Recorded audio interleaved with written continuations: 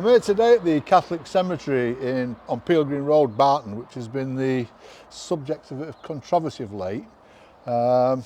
Craig Ellis, a historian, has written a piece, and it was in the Manchester Evening News, whereby he stated that this cemetery behind me was a drugs den. The walls are falling in. Various other scurrilous suggestions were made. I'm here today though with Councillor Mullen, the councillor for Barton and Winton. Yep. What do you think about his statements? Well, I'd like to say I disagree with them totally.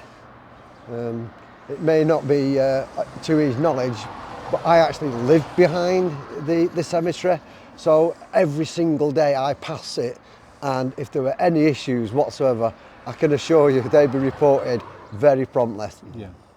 The thing that has perturbed me, I was contacted at weekend and told there was two men putting new gates on and padlocks. Now, to the best of my knowledge, the ground is still owned by the Catholic Church, and that'd be illegal, surely. Have you seen the gates? And the I have padlock? seen them, and I have to say I am kind of surprised at the sudden appearance of the gates, and I'm not so sure where they came from, who funded them.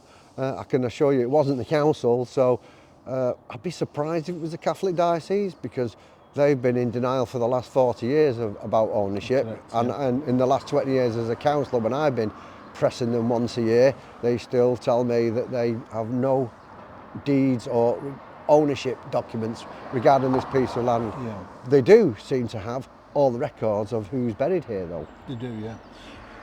I spoke today earlier to Lawrence Gregory. He's a historian for the Catholic Church of Lancashire, and he's actually recorded all the deaths of the people in here. I think there's 240 graves that are in here, and he was surprised about the statements made by Mr. Ellis. He hadn't been contacted by him, and he said, to the best of his knowledge, the land was owned by the De Trafford family, and they bequeathed it to the Catholic Church.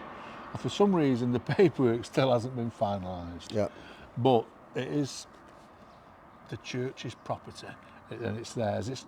My big fear is that some idiot developer is going to come along and think, oh, I can usurp this land, jump onto it. And my fear is that they may have put the gates up. I may be totally wrong, and I hope I am. What do you think is going to happen? Have you any idea? I have no idea what could happen, but there's one thing. If somebody would like to step forward, claim ownership of that land, they can then pick up the £20,000 minimum of charges that the council have placed on the land for the work done to keep it in order for the last 20 years. Plus, we would then have somebody we would happily sue to bring it back up to standard. So, by all means, bring it on, is what I say. So, the council have been doing the repairs. Yep. And no one to bill. No one to bill. So what we do is we place the bill, if you like, as a charge upon the land. Right, makes sense. I think this one will run and run, John, to be honest. But when I saw that initial article, I just thought, oh, this is rubbish.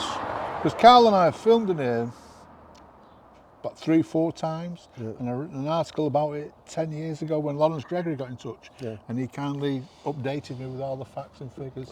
I think a lot of it is, I don't know, it's speculation, and I don't know, it's daft, it is silly. It is. I mean, the problem I've got is, because I live behind it, anything I potentially do, seen as self-serving, see what I'm saying? Because I live behind it, it's to my benefit. I have in the past, in my newsletters, in my political newsletters, asked for people to volunteer with me, and I actually got quite a few. But then the city solicitor came on and said, whoa, I'm sorry, Councillor Mullen, but if anybody goes on that land and hurts himself, you're liable. And Health and safety. Health and safety, and basically she threw a load of conditions at me. Well, you've got to have toilets on there. I'm like, oh my word, what have I let myself in for? The red tape was about that long. In the end, I gave it up as a bad job. But I know the people's hearts are, well set about this place. They think about it, and they'd love to see it brought up to code, but it is where it is. Yeah. Well, it's been empty since 1948. Yeah. And it's just getting worse and worse. I've had people contact me you stated, wishing to volunteer. Yeah. They'd bring their own tools, they'd bring their own wheelbarrows, spades, etc., and they would clear it up. But I've had to say to them, you can't. It's beyond any of us jurisdiction, and as you say, health safety, the red tape. So we're at a stalemate, I'm afraid. Yeah, so, that's it. Where we find ourselves is a stalemate. As I say, if anyone wants to take ownership and pay the bills and fork out the £100,000 to put it up to code, come on down. We'll welcome you with open arms here at Salford.